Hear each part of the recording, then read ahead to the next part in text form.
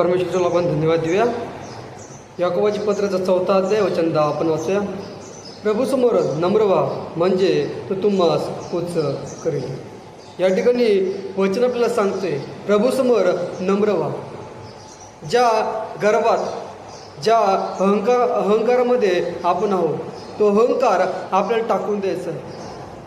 ज्यावेळेस आपण नम्र होऊ, तो आपलं उच्च करणार आहे। जर आपण येशूकडे जर बघितलं, त्या ठिकाणी तो देवाचा पुत्र असताना तो आपल्यासारखा वागला, आपल्यासारखा राहिला, पण त्याच्यातही कोणतंही पाप नव्हतं। त्याने स्वतःला नम्र आणि स्वतःला लीन केलेलं होतं। तो उच्च पदावर असून सुद्धा त्याने स्वतःला नीच केलं। तसं त्या येशूसारखं आपल्याला व्हायचं आहे। ज्यावेळेस तो शिष्यांच्या पाय धुत होता, त्यावेळेस तो गुरु असताना देखील स्वतःला त्यांनी नम्र केलं, सेवक केलं। आज आपल्या प्रत्येकाला सेवक व्हायचंय।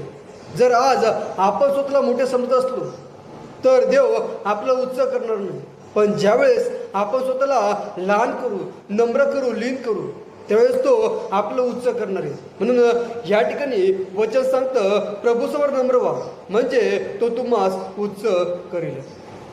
आज जर आपलं उच्च व्हायचंय तर स्वतःला नम्र व्हायचंय, स्वतःला शिष्य व्हायचंय, स्वतःला सेवक व्हायचंय। जो आपल्यातला राग आहे, जो आपल्यातला गर्व आहे, तो गर्व आपल्याला टाकून द्यायचा आहे आणि स्वतःला, आपल्या प्रत्येकाला नम्र व्हायचं आहे। देवबाप या वचनावर आपल्याला आशीर्वाद पाठवो।